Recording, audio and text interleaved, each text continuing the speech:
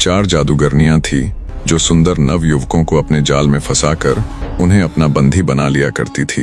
वे दुष्ट डाकिनियां जिस भी युवक को अपना बंधी बनाती, पहले तो उसके साथ अच्छे से अपना दिल बहलाती, उसके साथ चौपट सार आदि खेलती, और जब उनका कैदी सूख कर कांटा हो जाता तब वे उसे अपना आहार बना लेती। उन जादूगरनियों का हर रोज का ये नियम था। वे शाम के समय अपने गुप्त ठिकाने पर इकट्ठी होती, अपने कैदी के साथ चौपट सार आदि खेलकर अपना दिल बहलाती, और जब सुबह उनके घर जाने का समय होता तो वे अपनी मायावी शक्तियों से कैदी को मोम का बना देती ताकि वो उनके चंगुल से भाग ना सके। वे दुष्टनी अपने द्वारा कैद किए गए युवक को ना तो भोजन देती और ना ही पानी, जिससे उनके द्वारा कैद किया गया युवक दिन प्रतिदिन कमजोर होता चला जाता। जब कैदी शरीर से एकदम कमजोर हो जाता, जब उसकी हालत इस कदर तक गिर जाती कि वो उनके साथ चौपट सार आदि खेलना तो दूर की बात, उठने और बोलने के लायक भी ना बचता, तब वे दुष्ट जादूगरनियां उसको आपस में बांटकर अपना आहार बना लेती। ऐसा करने में उन सबको असीम आनंद की प्राप्ति होती थी। पता नहीं कितने ही नवयुवक उन दुष्टनियों का शिकार हो चुके थे। जिस नगर के जंगल में उन जादूगरनियों ने अपना ठिकाना बनाया हुआ था, उस नगर से कोसों दूर एक अन्य नगर में भीमसेन नाम का राजा राज करता था, जिसके 7 पुत्र थे। उस राजा ने ये प्रतिज्ञा कर रखी थी कि जिस व्यक्ति को 7 लड़कियां होंगी, उसी के यहाँ वो अपने 7 लड़कों का ब्याह करेगा। राजा ने काफी खोजबीन की, पर उसे ऐसा कोई व्यक्ति नहीं मिला जिसकी 7 पुत्रियां भी हो और वो ब्याहने के लायक भी हो। अंततः राजा ने अपने राज्य के एक काबिल ब्राह्मण को बुलाया और उसे काफी सारा धन देते हुए आदेश दिया कि उसे देश प्रदेश का भ्रमण करते हुए ऐसे व्यक्ति की खोज करनी है जिसकी ब्याहने लायक 7 जवान और सुंदर पुत्रियां हो। राजा का आदेश मिलते ही ब्राह्मण यात्रा पर निकल गया।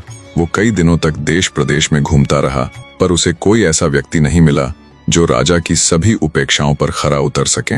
ब्राह्मण का सारा धन भी धीरे धीरे करके खर्च होता चला गया। कंगाल हो चुके ब्राह्मण की वापस राज्य जाने की हिम्मत भी नहीं हो रही थी, क्योंकि खाली हाथ जाकर वो राजा को क्या जवाब देता। भूखा प्यासा ब्राह्मण चलते चलते एक बाग में ठहर गया। अब इसे कुदरत का करिश्मा कहो या उस ऊपर वाले की लीला। देवयोग से ब्राह्मण जिस उद्यान में ठहरा था वो एक राजा का था, और उस राजा को 7 पुत्रियां थी जो ब्याहने लायक जवान हो चली थी। वो राजा उसी नगर का राजा था जिस नगर के जंगल में वे 4 दुष्ट जादूगरनियां रहती थी। 7 पुत्रियों वाले उस राजा को भी ऐसे ही किसी राजघराने की तलाश थी जहां 7 योग्य राजकुमार हो। कहानी को अब फिर से ब्राह्मण की तरफ लेकर चलते हैं। बाग में बैठे उस ब्राह्मण के पास राजा के दिए हुए धन में से सिर्फ 1 टका बचा हुआ था, जिसे देखकर वो कभी हंसता तो कभी उदास हो जाता। शाम हुई तो 7 राजकुमारियां उद्यान में घूमने के लिए आई। जब उनकी नजर उस ब्राह्मण पर पड़ी तो उसे एक बार उदास और एक बार खुश होते देख उन्हें बड़ा अजीब लगा। वे उस ब्राह्मण के पास गई और उसके इस व्यवहार का कारण पूछा।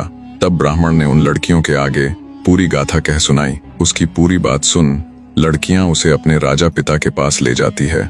राजा के सामने एक बार फिर से दुखी ब्राह्मण ने अपनी व्यथा कह सुनाई।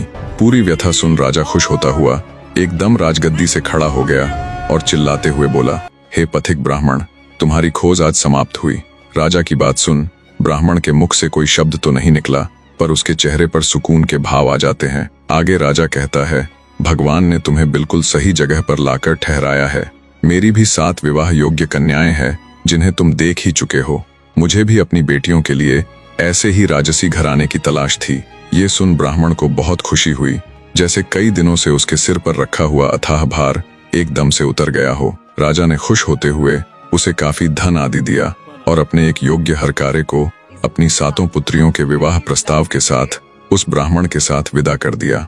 लंबे सफर के पश्चात ब्राह्मण और हरकारा राज्य पहुंच जाते हैं। ब्राह्मण से पूरी बात जान और उसके साथ आए हरकारे द्वारा लाए विवाह प्रस्ताव को देख राजा बहुत प्रसन्न हुआ। उसने हरकारे की अच्छे से खातिरदारी करवाई और बिना किसी देरी के एक पंडित बुलवाकर विवाह के लिए उचित तिथि निकलवा ली। राजा ने उस विवाह प्रस्ताव के जवाब में एक पत्र लिखा कि फलां फलां दिन वे अपने 7 पुत्रों के साथ बारात लेकर आएंगे। राजा ने हरकारे को वो जवाबी संदेश पत्र देकर उसे सम्मान के साथ विदा कर दिया। राजा खुश था कि उसके सभी पुत्रों का विवाह पक्का हो गया, पर वो आने वाली समस्या से अनजान था। आखिरकार वो दिन भी आ ही गया जब राजा अपने 7 पुत्रों के साथ बारात लेकर चल पड़ा। दोस्तों, पुराने समय में वर पक्ष वाले यानी बाराती 2 से 3 दिन तक वधु पक्ष के यहाँ रुका करते थे। लड़की पक्ष वाले 3 दिनों तक उनकी अच्छे से खातिरदारी करने के बाद चौथे दिन लड़की को बारात के साथ विदा किया करते थे। जब राजा अपने पुत्रों सहित बारात लेकर पहुंचा तो दूसरे राजा ने उनका बड़ा आदर आतिथ्य किया। शाम हुई तो 7 राजकुमार उस राज्य को देखने के लिए अपने अपने घोड़ों पर सवार होकर घूमने निकल पड़ते हैं। घूमते हुए उनमें सबसे छोटे वाला राजकुमार उनसे अलग हो जाता है। अन्य 6 राजकुमार तो घूम फिर कर वापस लौट जाते हैं, पर छोटा राजकुमार जंगल में भटक जाता है। तभी छोटे राजकुमार को जंगल के बीचों बीच एक बड़ा ही सुंदर भवन दिखाई पड़ता है। भूखा प्यासा और थका हुआ तो वो था ही, सोचा क्यों ना इस भवन में जाया जाए और जलपान आदि के बाद थोड़ी देर विश्राम किया जाए। दरअसल ये भवन उन जादूगरनियों का ही था। जब राजकुमार अपने घोड़े को बाहर खड़ा करके भवन के अंदर गया तो वहां उसे कोई नजर नहीं आया। भवन में घूमते घूमते जब वो ऊपर वाले हिस्से में पहुंचा तो देखा एक आलीशान कमरे में एक अत्यंत सुंदर बिस्तर बिछा हुआ है, जिस पर बड़े सलीके से पुष्प आदि रखे हुए हैं। उस बिस्तर को देखते ही थका हुआ राजकुमार खुद को उसके ऊपर लेटने से रोक नहीं पाया। दिन भर की थकान और वो आरामदायक कोमल सा बिस्तर। कुछ ही पलों में राजकुमार नींद के आगोश में था। शाम का समय हुआ तो चारों जादूगरनियां अपने स्थान पर लौटी। जादूगरनियों ने जब सोते हुए उस सुंदर नवयुवक को देखा तो उनकी चांदी हो गई। चारों दुष्टनियां अत्यंत हर्षित हुई कि आज तो शिकार खुद चलकर उनके पास आया है। वैसे भी इन दिनों उनके पास कोई अन्य शिकार नहीं था। उन्होंने आपस में बातें की, देखो तो कितना चिकना चुपड़ा और हट्टा कट्टा है, लगता है किसी रईस घराने की औलाद है। इसको सुखा कर खाने का तो आनंद ही अलग होगा। उन्होंने एक कच्चे सूत के धागे से राजकुमार को बांध दिया ताकि उसकी बेहोशी न टूटे, और वे वहां से चली गई। दूसरी तरफ जब छोटा राजकुमार वापस नहीं लौटा तो चारों तरफ हो हल्ला मच गया। हर तरफ राजकुमार की खोज होने लगी। जब अत्यधिक खोजबीन के बाद भी राजकुमार का कोई पता ठिकाना नहीं चला तो उसके पिता ने लड़कियों के पिता के पास संदेश भिजवा दिया कि मेरा सबसे छोटे वाला पुत्र राज्य की रक्षा के लिए राजमहल में ही रुक गया है। अंततः छोटी राजकुमारी का विवाह राजकुमार की कटार के साथ कर दिया जावे। शुभ मुहूर्त आने पर शेष 6 राजकुमारों का विवाह पूरे विधि विधान के साथ हो जाता है और छोटे वाली राजकुमारी को राजकुमार की कटार संग फेरे दिलवाकर ब्याह संपन्न करवा दिया जाता है। राजा अपने 6 पुत्रों और 7 पुत्र वधुओं को लेकर वापस अपने राज्य में लौट आता है। राजमहल आने पर भी जब छोटी वाली बहू को अपने पति के दर्शन नहीं हुए तो वो बड़ी चिंतित हुई। दासियों आदि से पता करवाने के बाद भी उसे कोई संतोषजनक उत्तर नहीं मिला, जिससे छोटी रानी को ये पूर्ण विश्वास हो गया कि उसके पति के साथ जरूर कोई अप्रिय घटना घटी है। अंततः वो खुद ही अपने पति की तलाश करने का निर्णय लेती है। ससुराल पक्ष में मायके जाने की बात कहकर कुछ सिपाहियों के साथ वो राजमहल से विदा हो जाती है। काफी दूर आने के बाद उसने उन सिपाहियों को लौट जाने का हुक्म दिया और खुद मर्दाना वेश धारण कर अपने राज्य की तरफ चल पड़ी। जब उसने पीछे बीती हुई कुछ बातों पर गौर किया, जिसमें उनके राज्य से कुछ नवयुवकों का गायब होना और जिस दिन राजकुमार उनके नगर आए थे उनका नगर भ्रमण के लिए निकलना, रानी ने विचार किया कि वे नगर में घूमते घूमते अवश्य ही जंगल की तरफ भी गए होंगे। लंबी यात्रा के पश्चात छोटी रानी अपने नगर के बाहर स्थित जंगल में पहुंच जाती है। जब वो जंगल की थोड़ी गहराई में गई तो उसे भी वही आलीशान भवन दिखाई दिया, जिसके बाहर एक शाही घोड़ा भी खड़ा था। दोस्तों, घोड़ा एक ऐसा पालतू जानवर होता है जो अपने मालिक को छोड़कर कहीं नहीं जाता। तो राजसी घोड़े को उस भवन के बाहर देख छोटी रानी का शक यकीन में बदल गया।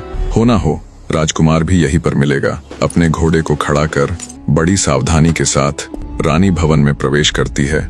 उसे भी वहां कोई नजर नहीं आया, पर जब देखते देखते वो ऊपर वाले कक्ष में पहुंची तो अपने पति को अचेत अवस्था में लेटे पाया। उसका शरीर सूख कर बिल्कुल करकश हो गया था, क्योंकि जादूगरनियां उसे अपना आहार बनाने के लिए सूखा रही थी। वे चारों अपने नित्य समय पर आती और छोटे राजकुमार के साथ चौपट सार आदि खेलती और जाने के समय उसे उस जादुई सूत के धागे से बांध देती। तो छोटी रानी ने जब सूत से बंधे हुए अपने बिल्कुल शिथिल पड़ चुके पति की हालत देखी तो उसे रोनी आ गई। किसी तरह उसने खुद को संभाला और राजकुमार का वो सूत का धागा तोड़ दिया। धागे के टूटते ही राजकुमार तुरंत उठकर बैठ गया। राजकुमार के लिए ये पहली बार था जब उसने कितने ही दिनों बाद किसी अनजान आगंतुक को अपने सामने बैठा देखा था। छोटी रानी ने कुछ सोचते हुए अपने पति के आगे ये भेद नहीं खोला कि वो कोई और नहीं बल्कि उसकी विवाहिता पत्नी ही है। मर्दाने वेश में रानी अपने राजकुमार पति से जब उसकी इस हालत की वजह पूछती है, तब निहित कमजोर हो चुका राजकुमार अपनी पूरी व्यथा उस आगंतुक रूपी रानी के सामने कह सुनाता है। आगंतुक बोला, तुम चिंता मत करो मेरे यार, आज से मैं और तू यार रहे। मैं इसी नगर के एक साहूकार का पुत्र हूँ। मैं बहुत जल्द ही तुम्हें यहाँ से निकाल कर ले जाऊंगा। आगंतुक की बात सुन राजकुमार को बहुत तसल्ली मिली। जब जादूगरनियों के आने का समय हुआ तो रानी अपने पति से कल आने का वायदा करके विदाई लेती है। अब रानी का ये नित्य नियम बन गया था कि वो दिन के समय मर्दाना वेश में अपने पति के पास जाती और उसे अच्छे अच्छे मेवे और व्यंजन खिलाती, जिससे जल्दी ही राजकुमार का शरीर फिर से भरने लगा। जादूगरनियों ने जब उसे दिन प्रतिदिन हट्टा कट्टा होते देखा तो उन्होंने विचार किया कि हमारे पीछे से यहाँ जरूर कोई घुसपैठिया, कोई चोर आता है, अन्यथा हम इसे खाने के लिए बिना अन्न व जल दिए सुखाने का प्रयत्न कर रही है और ये बिल्कुल उसके उल्ट फलता फूलता जा रहा है। वे तुरंत राजकुमार को लेकर 7 समुंदर पार अपने ठिकाने पर चली गई। अगले दिन जब रानी वहां आई तो उसे वहां कुछ न मिला। ये देखकर उसके पैरों नीचे से जमीन खिसक गई। उसने विचार किया कि उसके पति के सुधरते स्वास्थ्य को देख जरूर उन दुष्ट जादूगरनियों को शक हो गया होगा। उसी जंगल में एक मुनि रहते थे। दुखी मन से रानी घूमते घूमते जब मुनि के पास पहुंची तब उसकी रुदन भरी शक्ल देखकर मुनि जी सारा माजरा समझ जाते हैं और उसके कुछ बोलने से पहले ही उसे उन दुष्ट जादूगरनियों के ठिकाने के बारे में बता देते हैं। मुनि जी की बात सुन रानी और अधिक चिंतित हो जाती है और कहती है, हे ऋषिवर, मैं 7 समंदर पार भला कैसे जा पाऊंगी, और अगर मैं वहां नहीं जा पाई तो वे दुष्ट जादूगरनियां मेरे पति को जिंदा नहीं छोड़ेंगी। हे महाराज, अब आप ही मेरी मदद कर सकते हैं। तब मुनि जी बड़े ही शांत स्वर में बोले, घबराओ मत बेटी, मैं तुम्हें एक ऐसा लेप दूंगा जिसे पैरों पर लगाने के बाद तुम समुद्र के पानी के ऊपर चल सकती हो। न केवल वो लेप तुम्हें डूबने से बचाएगा बल्कि तुम्हारी चलने की गति को भी कई गुना तेज कर देगा, जिससे तुम दिनों के सफर को घंटों में तय कर पाओगी। मुनि की बात सुन रानी को कुछ शांति मिली। मुनि जी को कोटि कोटि प्रणाम कर उसके द्वारा दिए गए लेप से वो कुछ ही घंटों में उसी ठिकाने पर जा पहुंची जहां उन दुष्टनियों ने उसके पति को कैद किया हुआ था। दरअसल उन जादूगरनियों ने अब की बार राजकुमार को एक बहुत ही ऊंचे बुर्ज में बंद किया हुआ था, जिसकी ना तो कोई सीढ़ियां थी और ना ही कोई अन्य रास्ता। थकी हारी चिंतित रानी बुर्ज के नीचे बैठ जाती है। जब आधी रात हुई तो एक चकवा और चकवी आपस में बात कर रहे थे। चकवे ने कहा, जो कोई मेरी बीट को अपने शरीर पर धारण कर ले उसका पुराना से पुराना रोग भी कुछ ही पलों में ठीक हो जाएगा। रानी उनकी बात सुन रही थी। जैसे ही सुबह हुई उसने चकवे की बीट को चुग कर अपने पास रख लिया और बीच समुंदर बसने वाले उस नगर में निकल पड़ी। नगर में घूमते घूमते पूछताछ करने पर रानी को पता चला कि चारों जादूगरनियों के बाप किसी न किसी भयंकर रोग से पीड़ित है। ये जानकर रानी ने एक योजना बनाई और योजना अनुसार एक वैद्य का वेश धारण कर उन जादूगरनियों में से एक घर के आगे से आवाज लगाते हुए घूमने लगा, गंजापन, बहरापन, अंधापन या कोई भी रोग हो पल भर में ठीक कर दूंगा। वैद्य की आवाज सुनते ही जादूगरनी का कोढ़ी बाप बाहर आया और वैद्य को आवाज लगाकर उसे अपने घर बुला लिया। कोढ़ से उसके सारे अंग गल चुके थे, जिसके कारण खड़ा होना भी उसके लिए अत्यंत कठिन था। वैद्य ने चकवे की वो बीट पीस कर उस कोढ़ी के सारे शरीर पर लगा दी। कुछ ही पलों में किसी करिश्मे की भांति उस कोढ़ी का सारा कोढ़ गायब हो गया और वो एकदम स्वस्थ हो गया। मारे खुशी के वो तुरंत वैद्य के चरणों में गिर गया और बोला, तुम्हारा ये एहसान मैं कभी नहीं चुका पाऊंगा, पर एक छोटी सी भेंट के तौर पर मैं अपनी इकलौती पुत्री का विवाह तुम्हारे साथ करवाना चाहता हूँ। कृपया मेरी इस भेंट को स्वीकृत कीजिए वैद्य जी। वैद्य ने उसका प्रस्ताव स्वीकार कर लिया और जादूगरनी के साथ विवाह कर लिया। विवाह पश्चात वैद्य ने जादूगरनी के पिता से कहा, अभी मुझे कुछ अधूरे काम निपटाने हैं, एक बार मैं उन्हें पूरा कर लूं, फिर वापस आकर अपनी पत्नी को अपने संग ले जाऊंगा। इतना कहकर वैद्य जादूगरनी के पिता से विदा लेता है। जादूगरनी के यहाँ एक रिवाज था कि विवाह के बाद वो तब तक घर से नहीं निकल सकती थी जब तक उसका पति उसे अपने साथ नहीं ले जाता। अंततः अब राजकुमार के पास एक जादूगरनी का आना बंद हो गया। अब बाकी बची हुई तीनों जादूगरनियां राजकुमार के पास जाने लगी। उनमें दूसरी जादूगरनी का पिता अंधा, तीसरी का बहरा और चौथी जादूगरनी का पिता गंजा था। वैद्य ने एक एक करके तीनों के पास जाकर उन्हें उनके रोगों से मुक्त कर दिया। वो जिस जिस जादूगरनी के पिता का रोग ठीक करता गया उसने उसके साथ अपनी लड़की का विवाह कर दिया। इस प्रकार वैद्य रूपी रानी उन चारों दुष्ट जादूगरनियों से विवाह कर लेती है, जिससे चारों जादूगरनियों का राजकुमार के पास जाना बंद हो जाता है। अब रानी बिना किसी रोक टोक के अपने पति के पास जाने लगी। फिर उसने विचार किया, ये सब ज्यादा दिन नहीं चलने वाला, किसी ना किसी दिन तो वो पकड़ी जाएगी। अंततः वो चारों जादूगरनियों से एक एक करके मिला और उनसे कहा कि अब वो वापस अपने स्वदेश जाने वाला है। वो जिस जिस जादूगरनी के आगे स्वदेश जाने का जिक्र करता गया, वो जादूगरनी कहती कि वो उसे भी अपने साथ ले चले। पहली बोली, मेरे पिता के पास उड़न खटोला है, जब हम चलने लगे तो तुम मेरे पिताजी से वो उड़न खटोला मांग लेना। दूसरी ने कहा, उसके पिता के पास झरझर कांथा है, जिसमें से जितना चाहो उतना सोना निकाल सकते हैं। अंततः तुम मेरे पिताजी से चलते समय उसे मांग लेना। तीसरी के पिता से लगलग घोटा और चौथी के पिता से संजीवनी बूटी। वैद्य ने वे चारों चीजें हथिया ली और अपनी जादूगरनी पत्नियों से कहा कि मेरे साथ मेरा एक मित्र है, वह तुम्हें उड़न खटोले में बैठने नहीं देगा। अंततः अगर तुम सब भी मेरे साथ चलना ही चाहती हो तो एक एक करके तुम चारों उड़न खटोले के चारों पायों पर लटक जाना। इस तरह मेरे मित्र को बुरा भी नहीं लगेगा और हम सब मेरे देश भी पहुंच जाएंगे। चारों को वैद्य जी की बात उचित लगी। वैद्य रूपी रानी ने अपने राजकुमार पति को उड़न खटोले पर बिठाया और उसके संग चल पड़ी। चारों जादूगरनियां भी उस उड़न खटोले के चारों कोनों के पावों को पकड़कर लटकी हुई थी। जैसे ही वे बीच समुद्र पहुंचे, वैद्य ने राजकुमार को इशारा कर दिया। वैद्य का इशारा पाते ही राजकुमार ने एक एक करके चारों जादूगरनियों के हाथ काट दिए, जिससे चारों हाय हाय करती हुई समुद्र में गिर पड़ी। वैद्य रूपी छोटी रानी अपने राजकुमार पति के साथ सकुशल राजमहल पहुंच गई। राजमहल जाने पर उसने राजकुमार के आगे पूरी बात का भेद खोल दिया और अपने असली यानी रानी के रूप में आ गई। अपनी पत्नी की साहस से भरी पूरी गाथा सुन राजकुमार के आनंद की सीमा नहीं रही।